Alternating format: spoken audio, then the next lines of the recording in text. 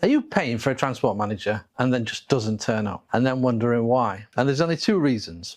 First, you haven't done your due diligence to make sure the transport manager you've appointed is actually good enough. Have they been to a public inquiry? How long have they held their CPC? And when did they last complete a transport manager refresher? And this is basic information.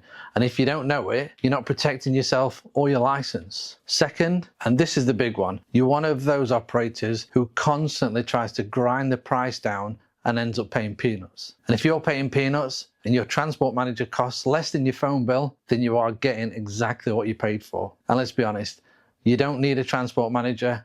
You're looking for a scapegoat. You're not looking for someone to manage the transport. You want someone to point the finger at when it all goes wrong. Another bombshell, you cannot buy compliance for £150 a month.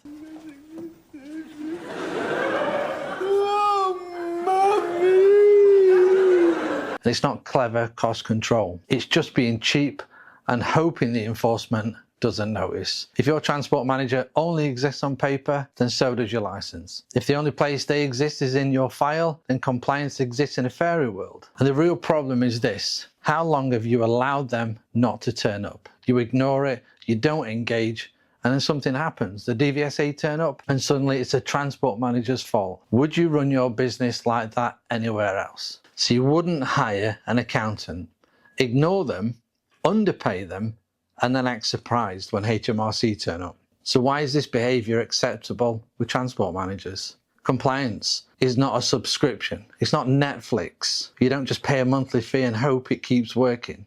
Being a director means responsibility. You can't run a regulated business on vibes, gut feelings, or we've always done it this way. And if your transport manager walked tomorrow, nothing would change. And this tells you everything you need to know about how seriously you take your compliance. You're not managing risk, you're gambling with a license. And you're gambling with people's lives, the general public who have to share the road with your vehicles every day.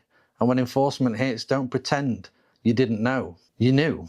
You just didn't want to pay for it. If you're a director paying peanuts and ignoring your transport manager, this channel's not for you. But if you're paying properly and still being let down, this channel is. It's about time we stopped accepting transport managers.